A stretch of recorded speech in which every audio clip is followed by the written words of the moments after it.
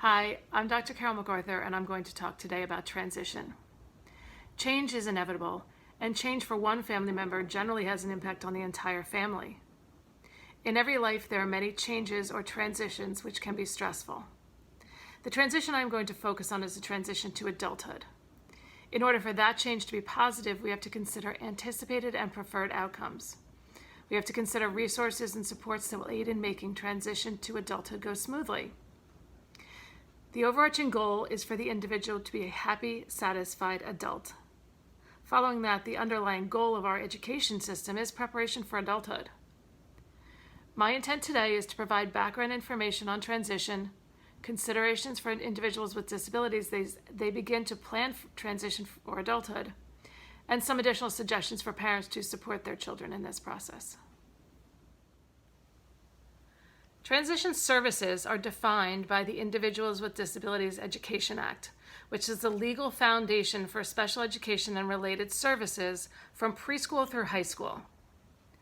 IDEA is in place at the federal level, and states have implemented codes and laws that can include more, but never less than IDEA. By definition, the term transition services means a coordinated set of activities for a child with a disability that is A, designed to be within a results-oriented process that is focused on improving academic and functional achievement of the child with a disability to facilitate the child's movement from school to post-school activities, including post-secondary education, vocational education, integrated employment including supported employment, continuing and adult education, adult services, independent living, or community participation, and is based upon the individual child's needs, taking into account the child's strengths, preferences, and interests, and includes instruction, related services, community experiences, the development of employment and other post-school adult living objectives, and when appropriate, acquisition of daily living skills and functional vocational evaluation. School districts must provide data on 20 indicators showing that they are meeting compliance with IDEA. Indicator 13 specifically relates to the transition goals and services on the IEP. IDEA stipulates that there must be a focus on what will happen to the student once he or she graduates from high school. It requires that the focus of transition planning be on measurable post-secondary goals that include post-secondary education, integrated employment, and full participation in the community. This includes goals related to both academic and life skills. Goals and activities in the IEP must reflect what the student is expected to know or to be able to do to meet these goals. Again, transition planning in the IEP should be a coordinated set of activities designed around measurable post-secondary goals and should be focused on the student's strengths, preferences, and interests. Transition services must be in place in the IEP that is in effect when the child turns 16. Some states have opted for younger ages of implementation, but 16 is the mandatory age at the federal level. If IEP goals are related to outside agencies, then these outside agencies should be invited to attend transition planning meetings. So why is it important for parents to be fully aware of transition services and know their rights? From early childhood through the completion of K-12 schooling, the legal foundation has been IDEA, and parents have learned through the years how IDEA provides special education services for their children, and now things begin to change. In adulthood, the legal foundation is Section 504 of the Rehabilitation Act and the Americans with Disabilities Act. There are no more IEPs, not even in college. However, these civil rights laws protect individuals with disabilities from discrimination and provide reasonable accommodations. All along, you've been working with the Department of Education, and now different government organizations come into play. Although they have different names in different states, we're looking at the Departments of Vocational Rehabilitation Services and the Department of Developmental Disabilities. And at this point, if there are agencies identified in transition services, we want to seek out community and adult service providers that can help with community involvement, supports, and care. Another aspect of transition planning that's important for parents to understand is the foundational skills that their child needs in self-determination and self-advocacy. The transition process takes time. The skills of self-determination and self-advocacy also take time and practice. Self-advocacy is the ability to speak for yourself.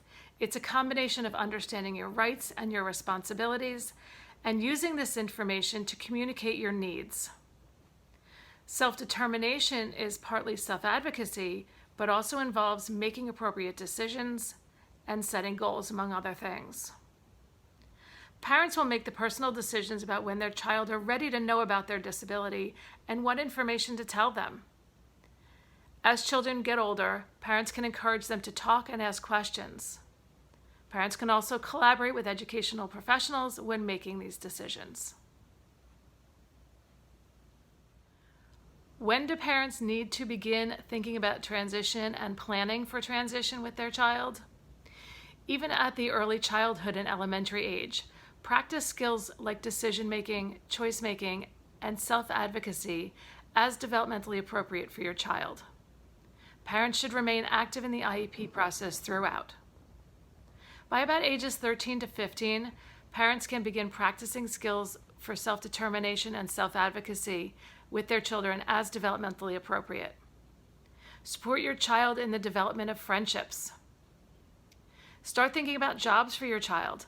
Provide opportunities for them to see people at work in different settings. Discuss interests. Practice job skills through chores and volunteer opportunities. Encourage your school system to conduct transition assessments, and again, stay active in the IEP process. When your child is about ages 16 to 17, be sure that your child has appropriate transition goals and services outlined in the IEP.